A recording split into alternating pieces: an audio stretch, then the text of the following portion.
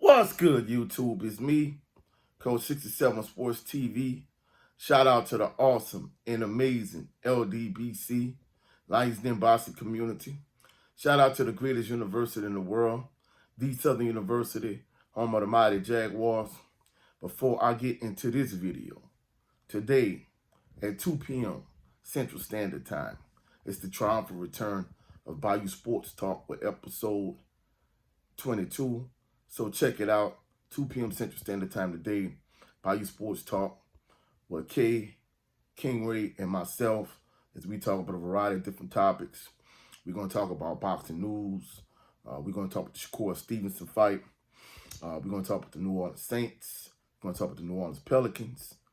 But since all three of us are graduates of the Southern University, we're going to talk about Southern University, how the season went, and in addition to that, who should be Southern University's next head football coach. Now, talking about Southern University's next head football coach, that's the topic for this particular installment. Now, in the chat, there's been a lot of chatter about who the subscribers think should be the next head football coach to lead Jaguar Nation. Now, more than anything, just let me be 100% clear and transparent. Roman Banks and administration, they have to get this right. Southern University needs to make an excellent choice, get a great candidate that's going to be able to lead Southern University's football team next season and beyond. So we need someone that's going to excel, that's going to do a great job, that's going to do an excellent job and get Southern University football program back to, its glory is, to what Southern University has been in the past. Now, this is where the debate and the discussion come in, because I'm not one of those content creators that, is going to block anyone who disagrees with them or who shares an opposing point of view. I'm all about dialogue and healthy discussion. The only thing I ask is that, it's respectful and, it doesn't become personal. That's the only thing I ask. So in the chat, in terms of, the comment section, you have a variety of different opinions in terms of who should be Southern University's next head coach.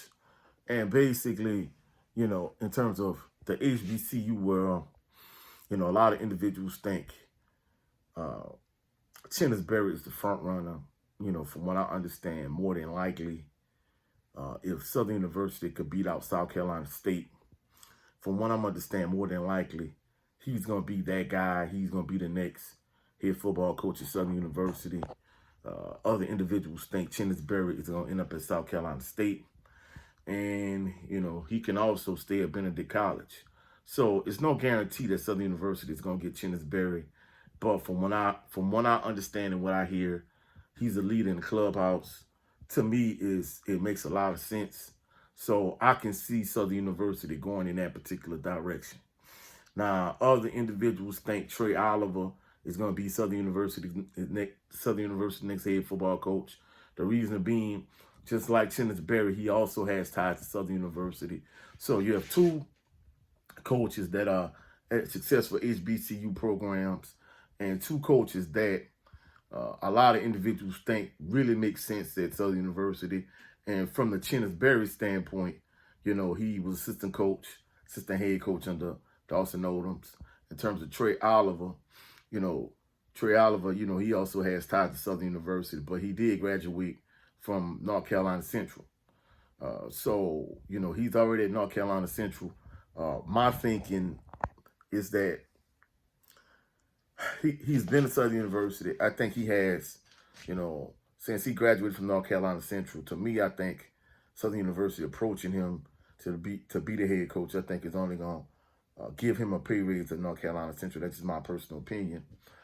But I think the big thought out there with him is the fact that he only makes $175K per year.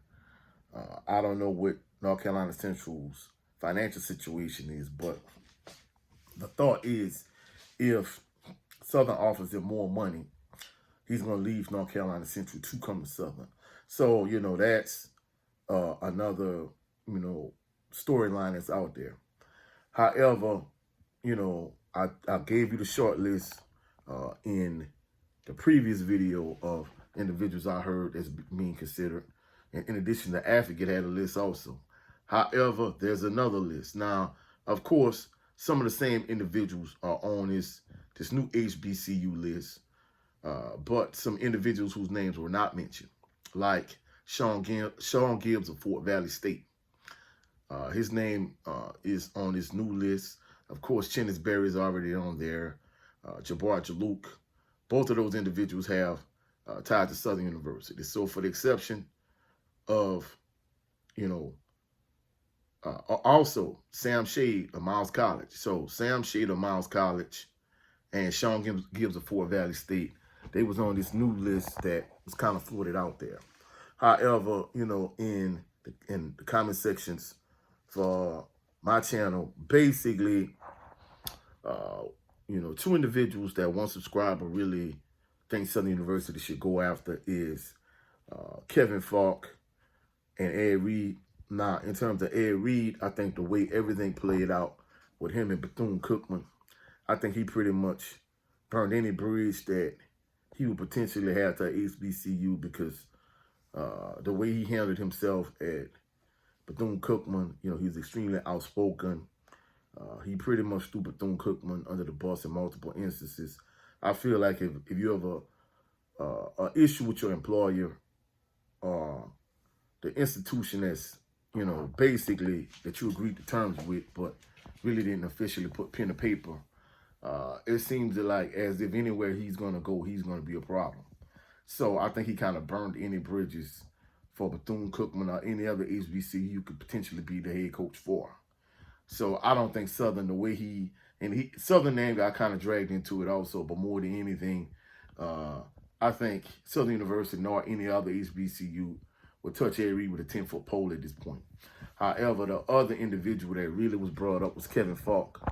Now, I think the thing with Kevin Falk, Hugh Jackson, Eddie George, or any high-profile individual, to me, I think it's more of a situation where Coach Prime, he did a great job at J-State. And I think, it's more of a situation where the Southern University fan, would you rather a head coach like Pete Richardson or would you rather a head coach like Coach Prime? Coach Prime really put J-State back on the map. Jackson State, they all over television, they were all, over the place in terms of they were able to get a lot of high, big-time recruits.